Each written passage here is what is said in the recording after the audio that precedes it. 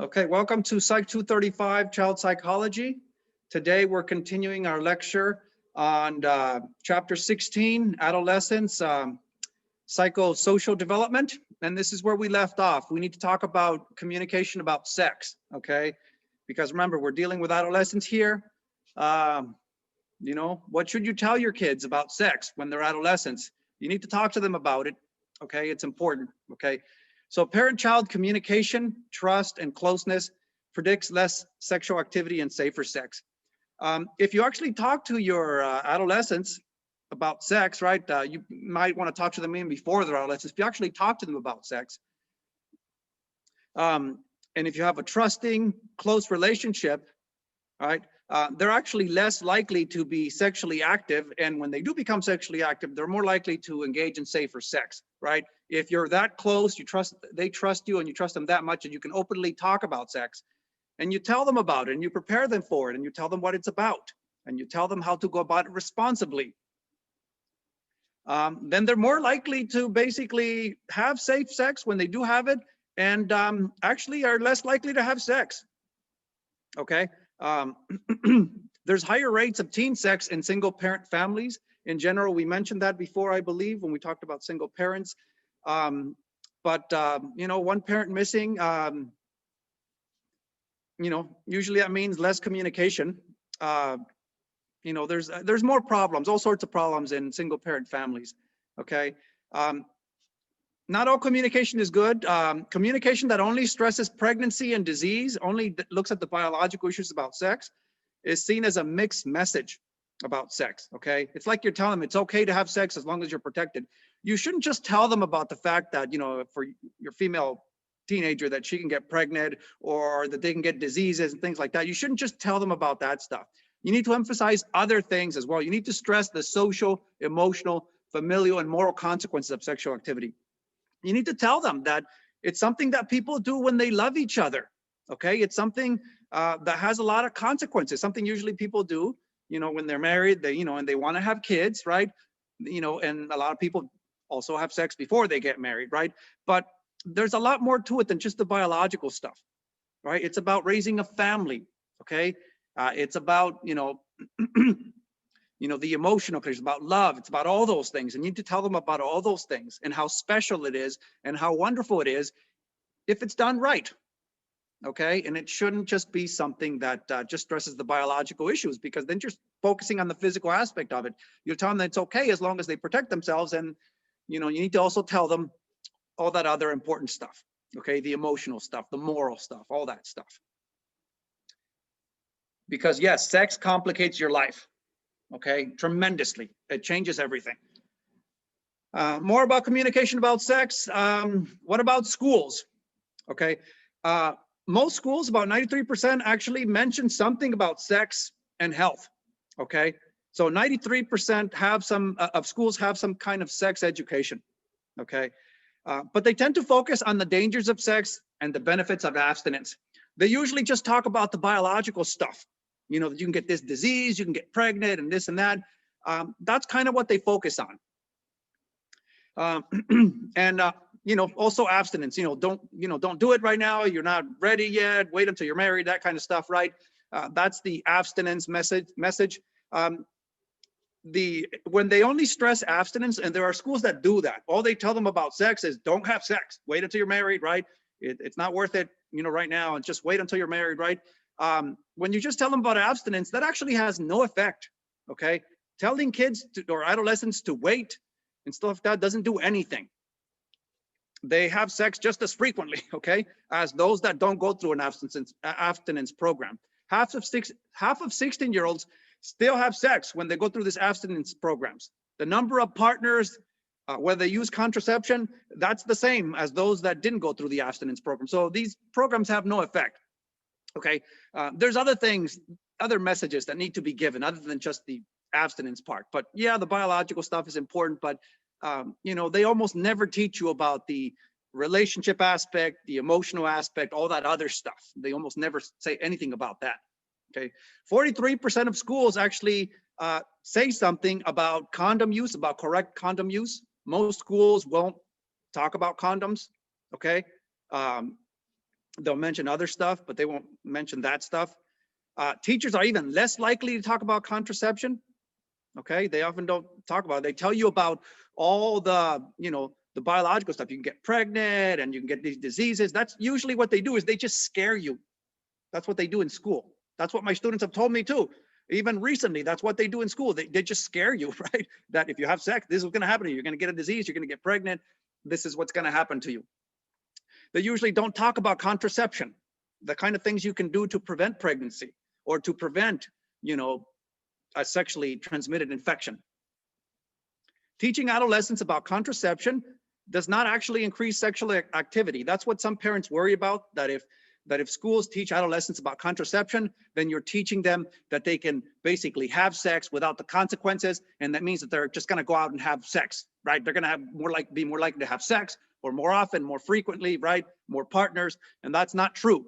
Teaching adolescents about contraception doesn't increase the frequency of sex, the number of partners. It doesn't really change things, right? You want them to have that information so that when they do start doing it, they know about how to go about it the right way. Let's keep going. More about sex education. What about sex education from the media, right? From what you watch on TV, on the internet? Usually not a very good thing, okay? The internet is a common source of sex information. A lot of misinformation, by the way. Okay, there's a lot of things, bad things, wrong things that adolescents learn about sex from TV, from the internet, from pornography, things like that. Just not a very good place for them to be learning about sex. Hopefully you have talked to them about sex before they encounter that stuff, because they will run into it, okay? There's a controversial correlation between exposure to media sex and adolescent sexual initiation. Some studies suggest that those that watch sex on TV, that watch pornography or on the internet, or, those shows that, feature, even if it's simulated sex or something like that, are more likely to basically get initiated into having sex. They're more likely to start having sex, basically. There's some controversial studies about that. In general, I can tell you the media doesn't do a very good job of giving, it's just not a place where you want adolescents to be getting their information about sex. Okay, you want them to learn something from you, right? You want to be their primary source at the beginning as a parent. And then school. The media is going to provide a lot of misinformation. Think about it. What do kids learn from the media? Even if they watch something that's not so bad, let's say that there's, a sex scene in a movie, right?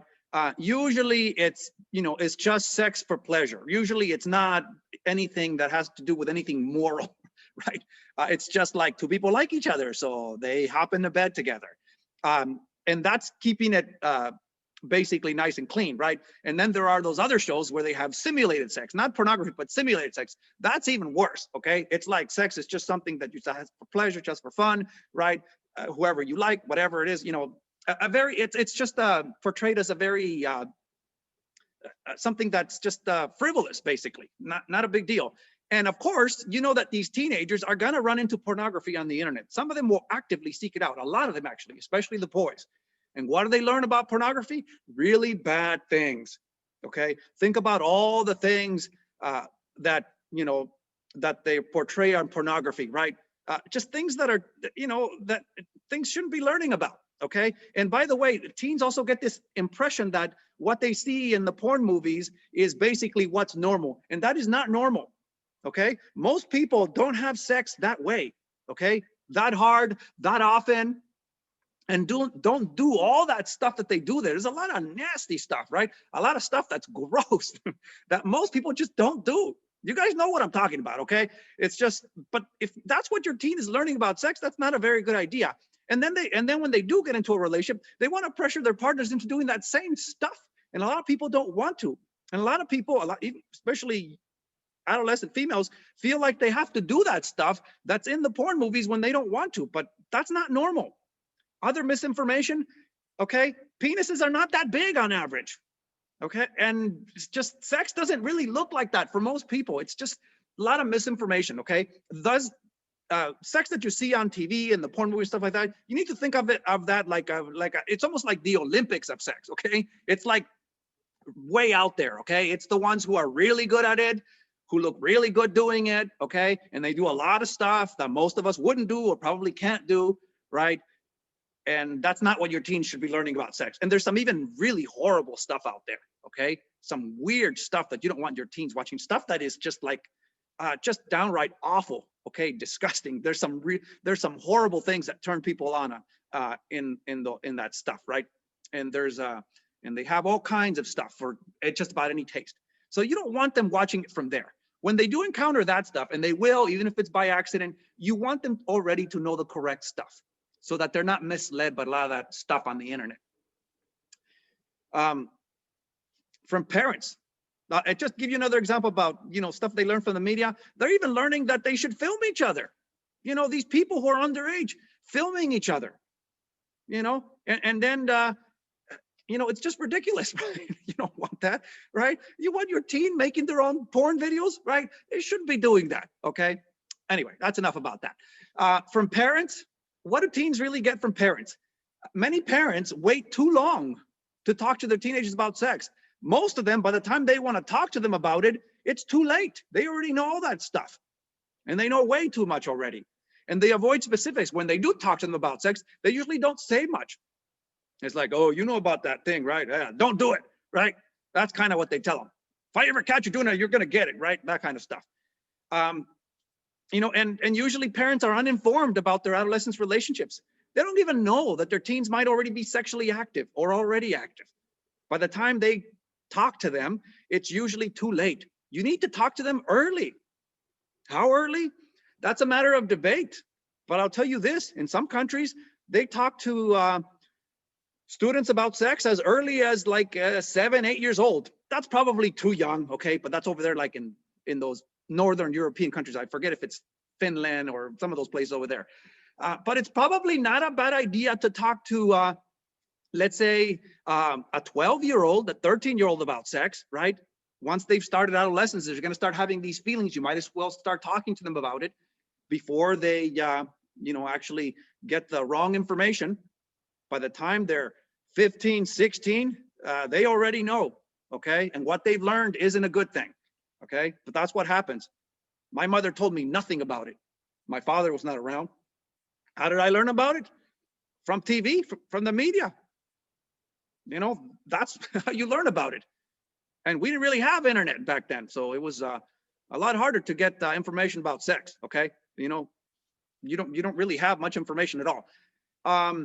So parents don't really do a good job of communicating with their kids about sex. And parents complain about schools and stuff like that they don't want schools teaching their kids about sex. Some states are very conservative, and some parents are very conservative, don't want their kids learning about sex in school. And they say that it's their job to teach their kids about sex. The problem is that they don't. They really don't, okay? Most don't. About 25% of adolescents actually receive any sex education from parents, right? Only about a fourth of them get any information at all. 75% of them don't get anything from parents. And even those that get information from their parents, it's not much. And it's usually too late by the time they tell them anything. So parents usually not doing a good job when it comes to that. And for obvious reasons, okay? It's a really, it's a weird subject to bring up, okay? Warm, open communication is effective, right? If you're close, you have a warm, loving relationship and you're filled with trust, right? Then the communication is not going to be an issue. I know people that have very good relationship with their parents, and when they were growing up, when they were teenagers, the whole communication about sex thing was not an issue. They talked about it, right? They told them what to expect. And when the teenagers did become sexually active, they went ahead and told mommy. Usually it's mommy, right? The one that finds out first, right? They went and told mommy, right? And they told her, and and they had that discussion. I'm sure most of you, right? And most people in general, when you first have sex, you don't tell your parents.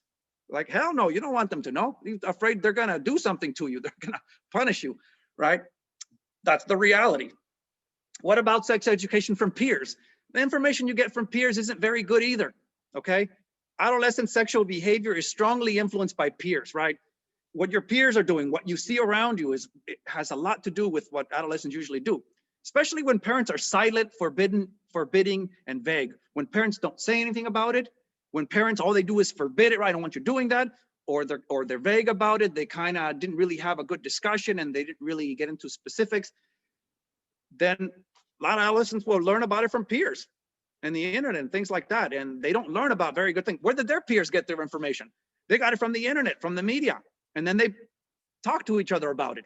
Not a very good thing, right? That's not, they're not learning the appropriate things, trust me. Only about half of US adolescent couples discuss issues such as pregnancy and STIs, right? Sexually transmitted infections, and many aren't able to come to a shared conclusion based on accurate information, okay? So even when there are couples, most of them are too embarrassed to talk about like a sexually transmitted infection. Should they get one, they need to tell their partner, right? Or discuss things like pregnancy. All right, you might get pregnant or this. We need to make sure we're using birth control, whatever it is, and we need to protect ourselves. You know, stuff like that. They almost never talk about that stuff. Well, about not almost never, but only about half. Okay, and if you educate your children about this, then they're more likely to do the right thing and talk to, you know, their partner about it. But it's a difficult thing to discuss, sex in general. And I've done my own research on this. I taught a human sexuality class, and I had them do a research project in that class. Everybody had to do a research project because it was an honors human sexuality class. And I had them do a research project, and I did an example. I did research as an example to provide them with an example of what they should be doing. I can tell you, I did a survey. And what we learned is that adolescents, but females in general are very unlikely to talk about sex with their fathers. Okay, and these are grown women, okay, in that class, right? And other people that were surveyed, let alone adolescents, right? So they're usually more close to with their mother than they are with their father. It's like most females are afraid to talk about sex with their father. It's like, oh, hell no, I'm not talking to him about that, right? That's what we found. There was some big differences between males and females and how comfortable they are talking about this or that, things of a sexual nature with their mother or their father. I did a kind of clever research study, presented to the class and modeled it for them so they can do their own, right? But anyway, that's extra information. Okay, more about sex education from educators. So some more information here about, from school, about schools, right? So US parents, they do want up-to-date sex information for their adolescents. US parents do agree, most of them, that they want sex education to be a part of the curriculum, that they want their kids to learn something, okay? But when, right, the timing and the content varied by nation, state, and community. When is the appropriate time? That varies a lot, depending on which state you're talking about, which country. Like I said, in some countries, it's early as 7 years of age. Some countries, like the US, by the time they tell you anything about it, usually it's, you already know a lot of stuff, right? So the timing varies, and what should they cover? Usually, in this country, usually they just want you to talk about the stuff that's to do with pregnancy and disease, just the biological stuff, and not so much the other stuff, right? There's a lot more. There's other countries out there, especially European countries, that are a lot more open to talking about all kinds of stuff earlier, right? And promote contraception use more and stuff like that. And they have lower rates of teen pregnancies, less unwanted pregnancies in those countries.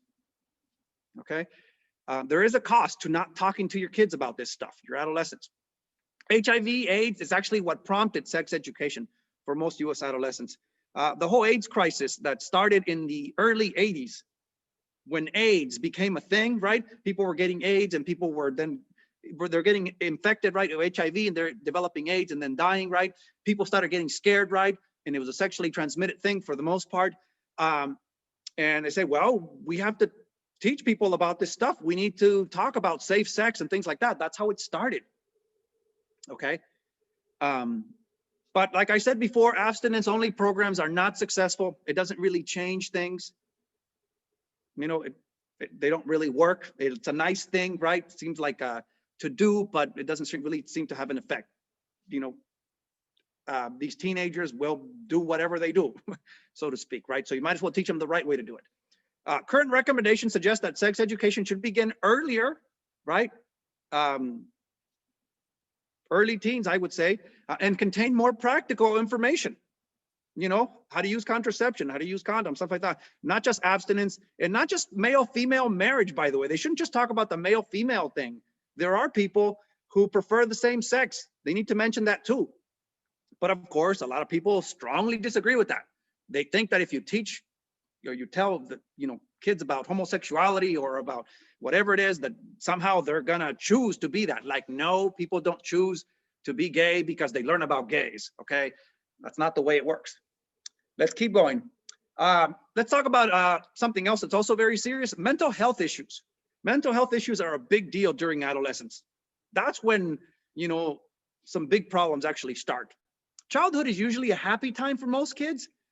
The big problems, mental health issues, actually start usually in adolescence. Now, keep in mind, there are children, we discussed, that will have psychological problems, you know, that can be traumatized and have autism or be on the spectrum, things like that, ADHD, we talked about that. But there are some important mental health issues that become very important during adolescence. Teens, for instance, can experience intense and very rapid changes in their mood. Teens are very moody, right? They can be very happy, they can be very angry, very sad, depressed, right? They're going through all these hormonal changes, and these hormones affect their mood. And we talked about before how the hormones also indirectly will affect how they feel because of the way people respond to the bodily changes. There are two kinds of problems. If you think about it, and generally, there are internalizing problems and externalizing problems. The internalizing problems, we're talking about when emotional problems are directed inward, when they withdraw basically and they keep to themselves. Harm is inflicted on themselves. They withdraw from people. They isolate themselves. They get sad and depressed. So they internalize things. Example of that is, you know, suicide. They withdraw, or they, you know, take their own life, but hopefully it doesn't get to that. We'll talk about suicide in a moment. Slashing their wrists, withdrawing from others, right?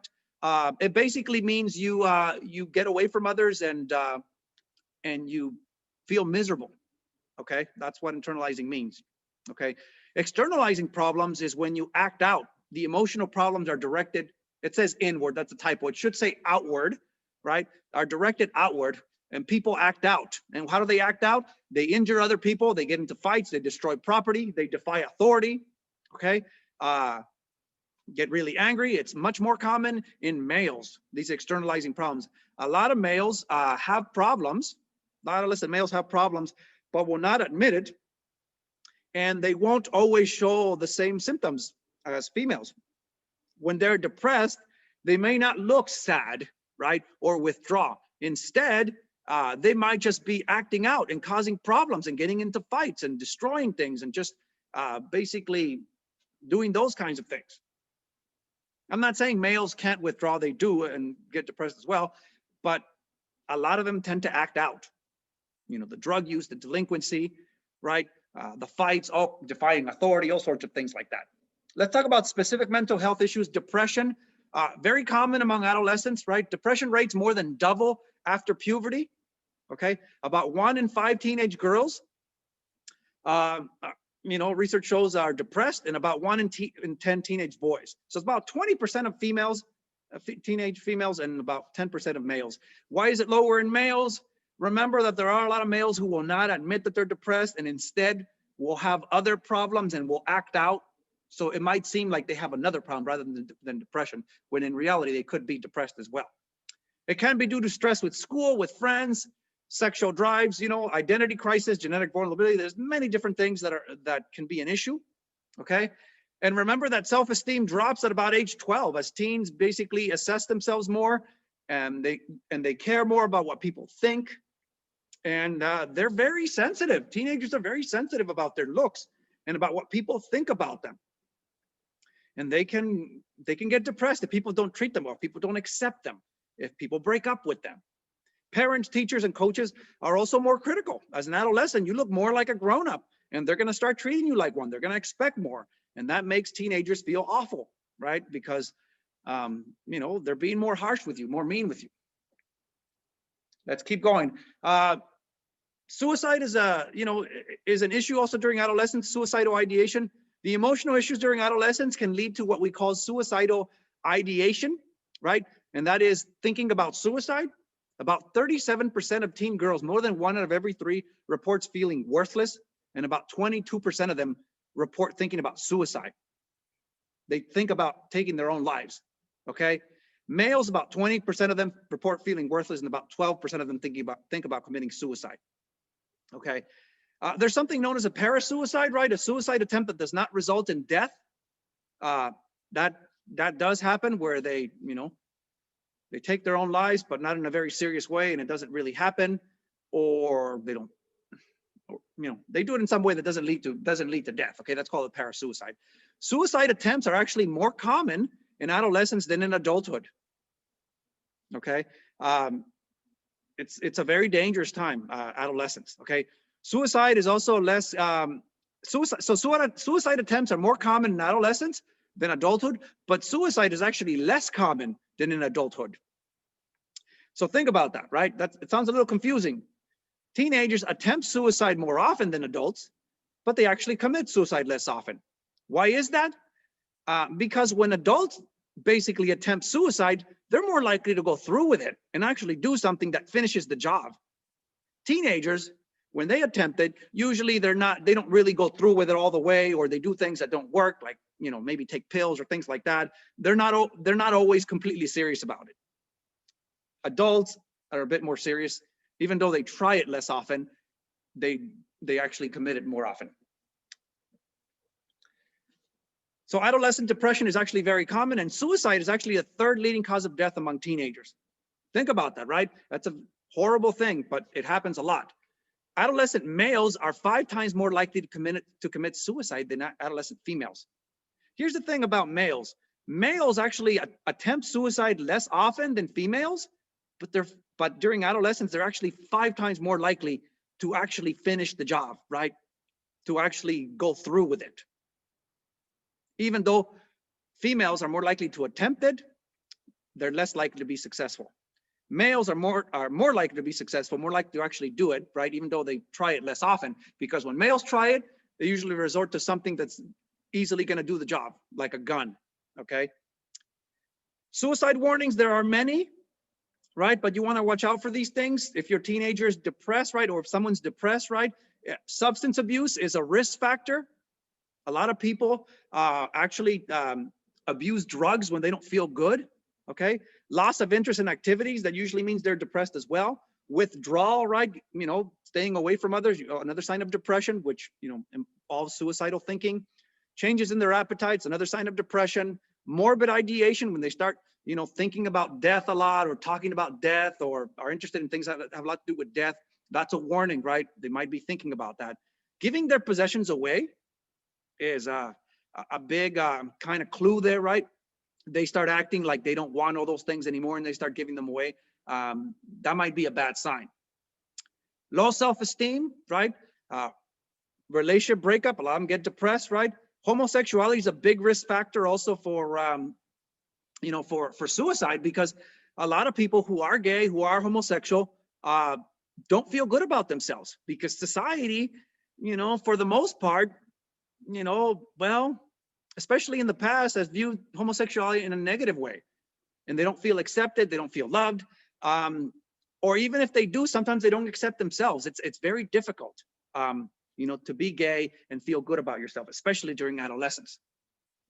An abusive home, right? Coming from a home where the parents, just verbally or physically abuse you, right? Access to a firearm, that's a big thing. You don't want them to have access to a firearm. Okay, it's a very dangerous thing. And I'm not saying anything about the right to bear arms or anything like that, but people are very protective of their right to bear arms, but you need to keep them away from these teenagers under lock and key. You need to be responsible about that stuff. Here's the sad thing about having a firearm. People get it supposedly for protection and things like that. You're more likely to end up killing your own kid, your own family, than to end up killing a stranger who breaks into your home. That's what's more likely to happen. You're more likely to shoot your own son or daughter when they're sneaking into the house late at night because they snuck out, to go have some fun or something. And if there's an access to a firearm and you have a depressed teenager, that's a very bad thing. And teenagers are very moody, remember. So you have to be very responsible with that. Low grades, right, might lead to depression, things like that. Exposure to suicidal behavior of others. That's a very bad thing. Adolescents tend to copy behavior, especially when they really identify with someone very strongly, or even a celebrity. Let's keep going. More about suicide attempts, right? Suicide depends on many factors. I already mentioned, I probably already mentioned these, but yeah, availability of lethal means, right? Especially guns, right?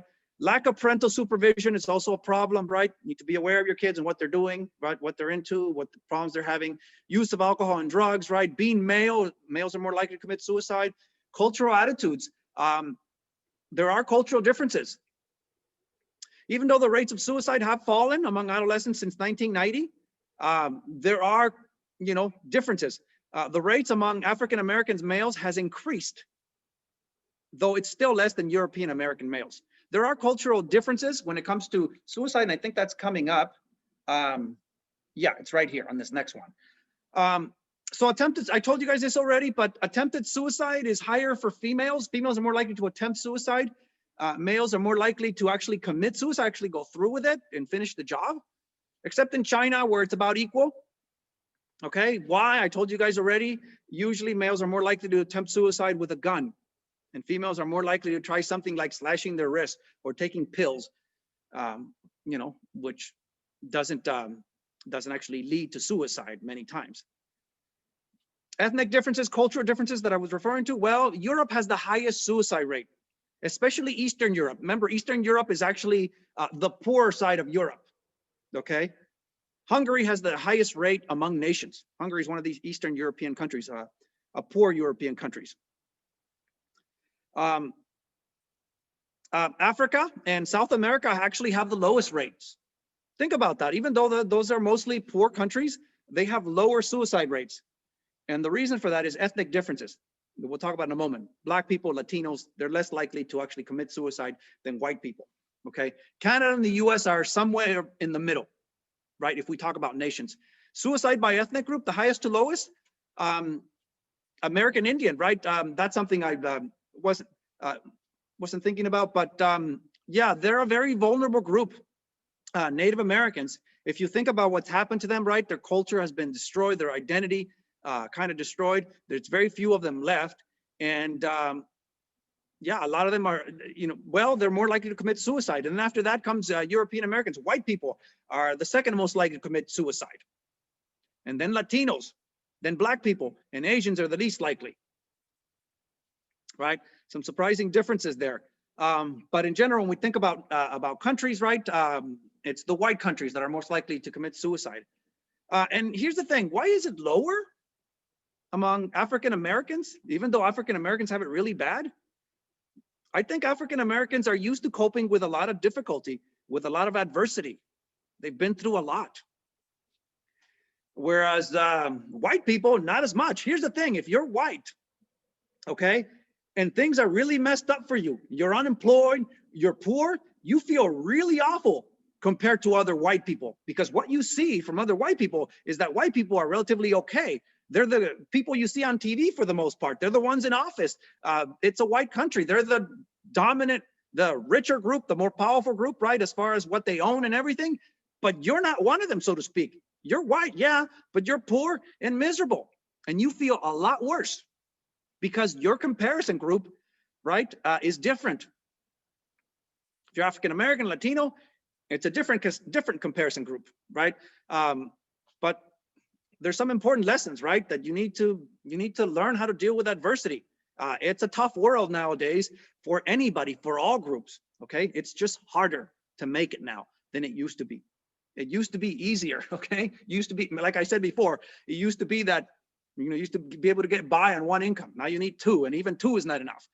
And well, it's tough. And speaking of suicide, also keep in mind, there's also that big opioid crisis. A lot of white people dying because they're taking opioids, and a lot of them also, actually are taking those things because they're actually depressed and suicidal as well. Let's talk about other things. Let's talk about adolescent rebellion. I've mentioned rebellion before, I believe, but rebellion is something that can happen during adolescence. Okay, you have these teenagers that are basically, turning into grown-ups. Authoritarian parenting, I think I said this before, but it can backfire when you're very strict and mean with your adolescents.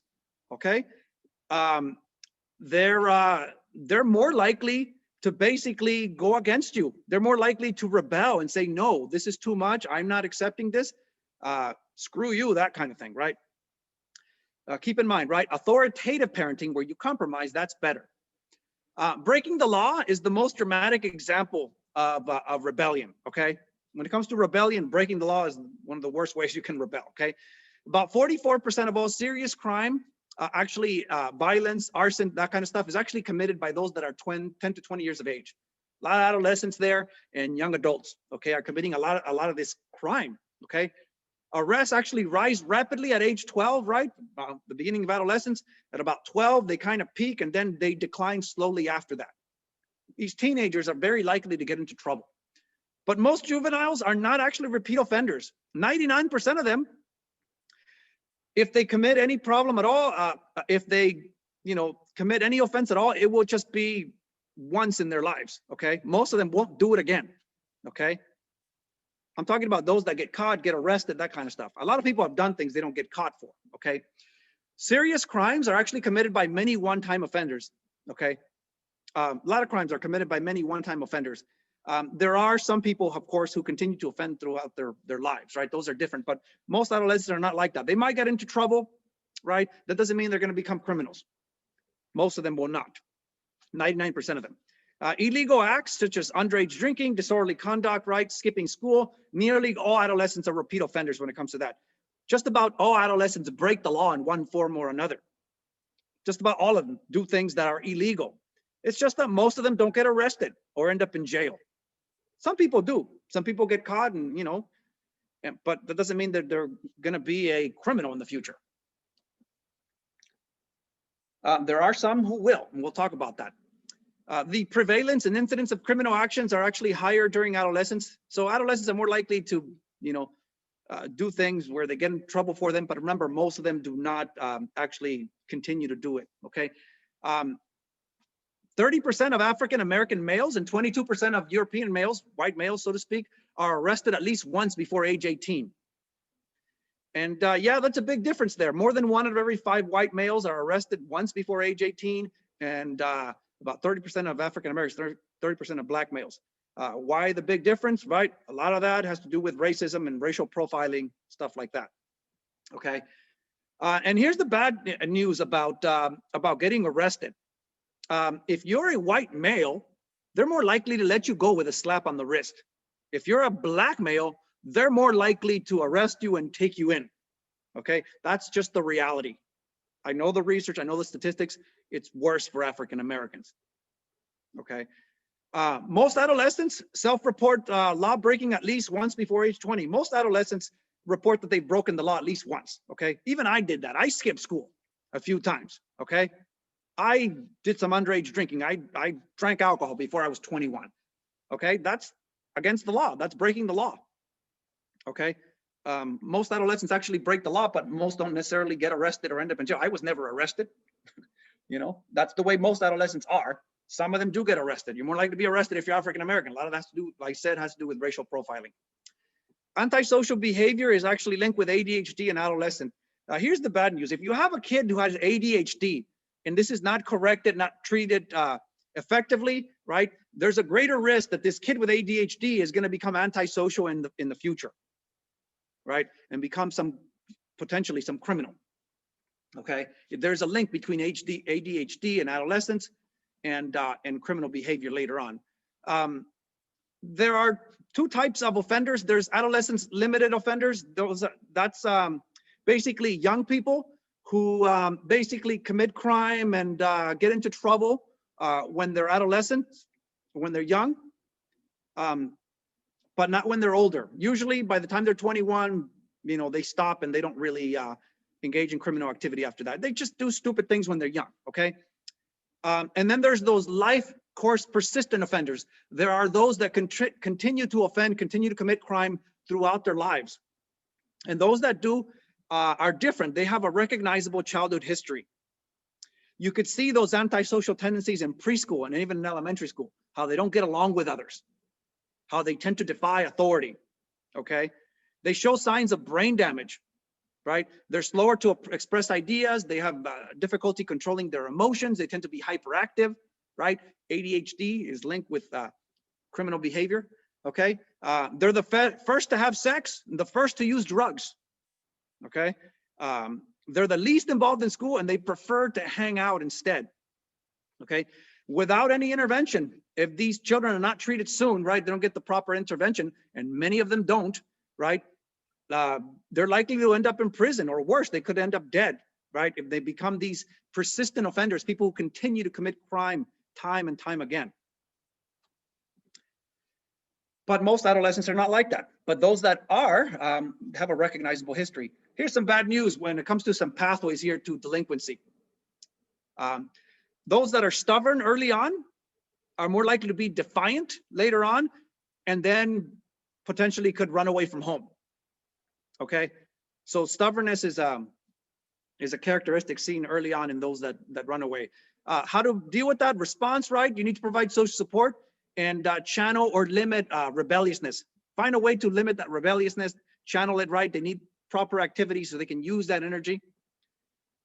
Those that in adolescence are, doing shoplifting can graduate later on to, to things like arson and burglary, move on to more serious things. Start out with shoplifting, and then, later on could end up actually burglarizing people's homes, burning things down, starting fires, right? Response, right? During, what you want to do, right? Stronger human relationships, right? Moral education, you need to teach them, right? That's the wrong thing to do. And, you need to encourage, positive relationships, right? This one's interesting. Bullying, which is a problem in many children early on, right? Bullying, if not stopped, later on could turn into assault, rape, and even murder. That bully, that kid, right, who bullies others, if he's not corrected later on, could be a serious problem, a serious criminal that is likely to assault other people, basically beat other people up, right? As an adult, assault other people, rape people, right? And even murder people, because everybody has problems, and these bullies don't deal very well with those things. Response, right? The action needs to be stopped in childhood. You need to stop that bullying in childhood, right? Assistance in developing other ways to make connections. They need to learn how to connect with others better. So some very, important pathways there. It's some bad news for some people, right? But just because your kid has problems doesn't mean they're going to turn into a criminal, all right? Remember, there are resources. They need to get the help that they need, right? So that's less likely to happen. And not all of them that have those problems are going to turn into that. But there are correlations, studies that suggest that there is a pathway there. Drug use and abuse. Drug use is a big problem during adolescence. Just some definitions here. Drug use is the ingestion of a drug to the extent that it impairs biological and psychological well-being.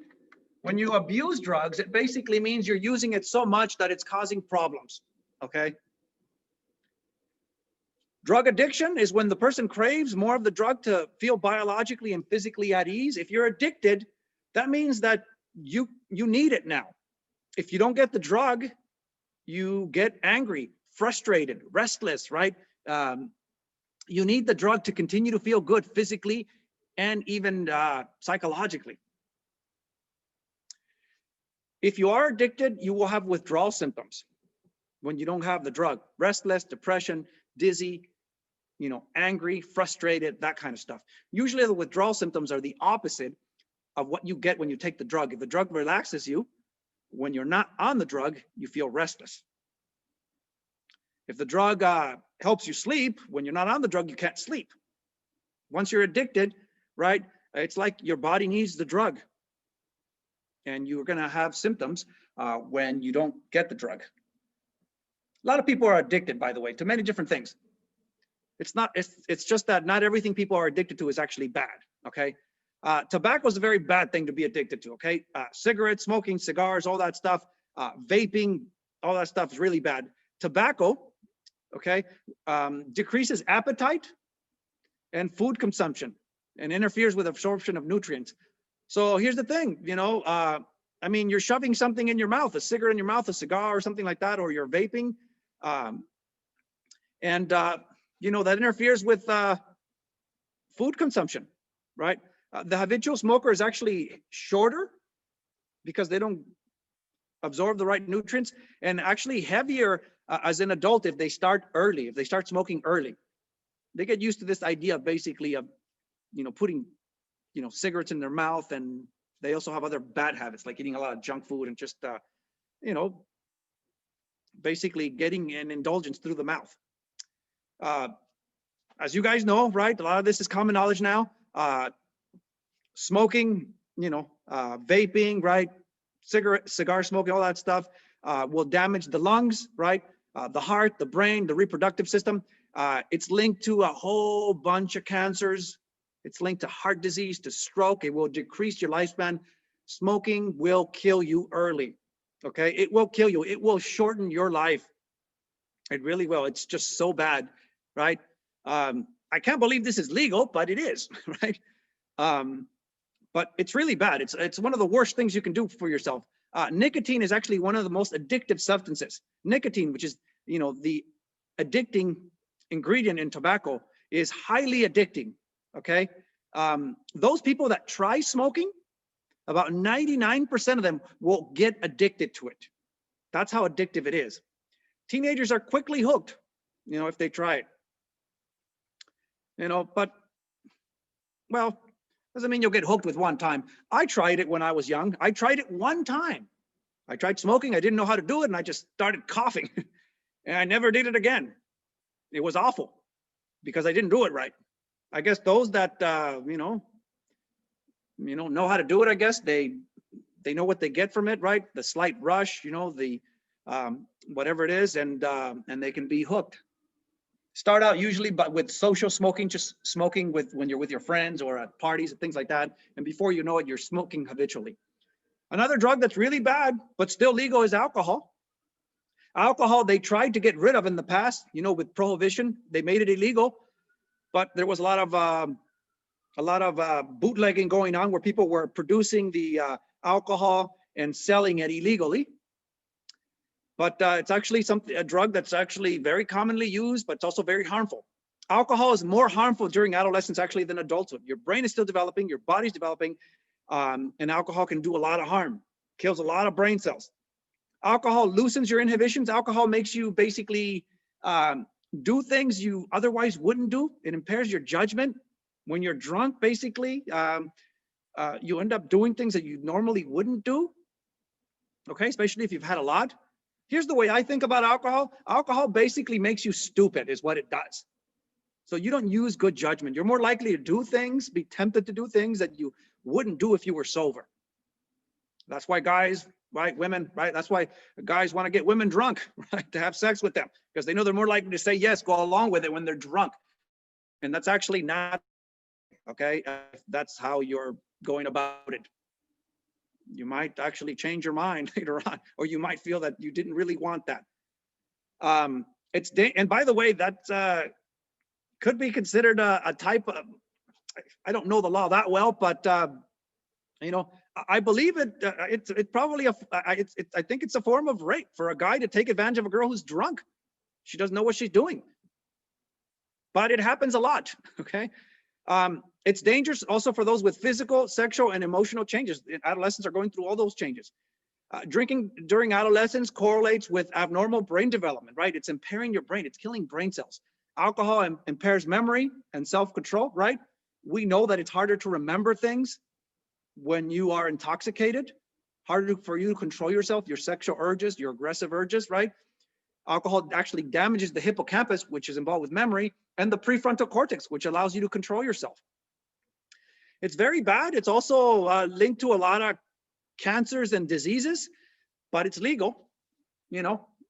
And once it's legal, once something is legal, like alcohol and tobacco, it's like, yeah, you can't get rid of it. They've tried, but people want their freedoms, and they've had it for a while, and they want to continue to use it, right? Marijuana, here's a drug that used to be illegal, and now a lot of states are legalizing. And research is showing that though it's not very good for you, it's actually not as bad as alcohol, not as bad as smoking. Alcohol and actually smoking is actually worse than marijuana use. Marijuana has been, research has shown that it actually slows down thinking. It does affect memory and affects abstract reasoning. It makes you dumber too. Here's the thing, if you use it for a long period of time, right? If you're a habitual user, it will affect your thinking, it will affect your memory, okay? It's especially damaging during adolescence. It, you know, because academic learning actually requires better recall, right, and abstract reasoning, and marijuana use impairs those things. The repeated marijuana user is more likely to develop a general lack of motivation and indifference toward the future. Those that are habitual users who use it a lot, you know, they have more of a laid back attitude toward things. You know, they're less likely to be motivated to do well in school. You know, a marijuana user usually takes longer to graduate from college, if they do go to college, longer to find employment, longer to marry. They're just more relaxed about things. They don't take things as seriously. Okay, they're more likely to drop out of school as well, more likely to become a teenage parent and be unemployed. And so, and by the way, marijuana, I mean, I'm not for any kind of drug, but it's another, you know, getting high, you know, whether you're doing with alcohol, marijuana, or whatever it is, you're still getting high, you know, and you know, even if you're getting high off marijuana, why do people do that? They want to relax, or also to get in the mood for sex, you know. That's why people do these things. Okay. Have I tried marijuana? Never. I've never tried it. You know, myself, I've never got into that stuff. I was a good kid, and nobody ever offered me any, by the way. And I never tried it, and I never have, and I won't. I've never was into drug, but I do understand that there has been a lot of discrimination and racism that's to do with this drug. Okay. Back in the day, it's still illegal at the federal level, but when it was illegal in every state back in the day, it was even worse. They threw a lot of people in jail just because of possession of marijuana and things like that. It's been used as a very racist thing in the past to throw a lot of Black people in jail, you know, for minor offenses that have to do with drugs. Okay. And right, there's a whole history to this, to marijuana and crack and things like that. The whole war on drugs was basically a war against Black people, is really what it was. A war against people that the government considered undesirable. And we have mass incarceration because of that. Okay, and other things. There's a big problem with some history of these drugs. Okay. Variations in drug use, right? What age trends? So, you know, how does the use kind of vary as people get older? So adolescence is a sensitive time for experimentation. So adolescents, yes, are more likely to experiment, right? They're more likely to fall victim to peer pressure, more likely to give in to temptation, right? They're more likely to try something, more likely to get addicted. So there's an increase from ages 10 to 25, right? In drug use, right? They're more likely to happen when people are young, okay? Using drugs before age 15 is a bad sign. It's usually linked to escalation of negative behaviors and outcomes. If your kid starts using drugs early, that's not a very good sign, okay? That's a bad sign that, you know, that they're going to have trouble down the road. Doesn't mean they're going to be a criminal necessarily, but it means that, you know, they're more likely to struggle in school and have other difficulties and more likely to rebel and to take a generally relaxed attitude toward education and working hard in general. There are cohort differences, generational differences. You know, there are some periods of times when drugs are more popular than others. They're very popular during the, you know, 60s and 70s, kind of as a way to rebel, you know, from the 1950s where it was different. And then things kind of died down, and it seems like drugs are very popular again now. Inhalant use, using inhalants, right? That's more likely with young adolescents because they understand the risks less, and there's actually worse consequences for them. Inhalants is when basically they start sniffing things, whether it's glue or chemicals, and they'll try all sorts of things. They'll look for chemicals in the, you know, under the sink and in the cupboards and stuff like that, and try sniffing things. Sometimes they try to get high from those things. That's more likely to happen with younger adolescents. Cigarette smoking is down, but vaping is up because vaping is easily accessible. You can order it on the internet, and it's very popular with teenagers because it's an electronic device, and it's also a drug, and there's all these flavors, all these colors and things that appeal to teenagers. The tobacco industry has been accused of marketing to teenagers and doing these things on purpose to basically attract younger users, people who are going to vape. We know smoking is bad, and a lot of things have happened to reduce smoking. A lot of laws have been passed, you know, heavy taxation and things like that. And smoking has gone down, but now it's being replaced by vaping. So, you know, and Well, vaping, well, you're still using nicotine. You're still going to get addicted. Preventing drug use, how do you do this, right? Not an easy thing to do, but all psychoactive drugs are particularly harmful and during adolescence, okay? Adults who exaggerate the harm or who abuse drugs themselves are unlikely to prevent teen drug use. If you exaggerate the harm, right? You say, if you smoke, you're going to die. Or if you drink, you're going to die. If you do drugs, you're going to die. You're not going to die right away. They harm you in the long run, okay? So don't exaggerate the thing. And also, if you're, as a parent, if you're a drug user, if you're a drunk, you smoke and you do weed or whatever it is, good luck, telling your kid not to do it, okay? Anti-drug programs may cause an actual backlash, okay? Here's the thing, the whole DARE program, I went through that. When I was a kid, the whole, Say No to Drugs program, I was a good kid. I was one of those that say no to drugs. Actually, I wasn't that cool and people didn't really offer me drugs. I didn't run with those crowds, so to speak. I never got into it, but it was a big disaster. It was, it actually led to more drug use. We have more drugs nowadays than before, more drug use. It didn't work. So it's a type of generational forgetting, so to speak. Price, perception, and parents are actually more influential. You want your kids not to do drugs, right? It would be useful to make drugs more expensive. If they can't afford it, it's just harder for them to get them. Perception, you need to change how they think about drugs, right? I see drugs as something as an artificial way to cope with life. I'd rather cope in other ways. I'd rather cope with, with things like exercise and music and things like that. That's the way I feel better, right? The way I deal with stress. Other people turn to drugs. So, you need to change the way you perceive things and how you cope with things, right? Parents can also be influential. You need to talk to your kids about drugs. They're more likely to believe you than other people. But then again, hopefully you're not hypocritical about it, right? Telling your kid not to drink, not to smoke, and you do all that stuff, right? Most people drink and smoke, right? And it's going to be hard for you to tell your kids not to do that when you're doing it. And that's it, you guys. So we'll stop there.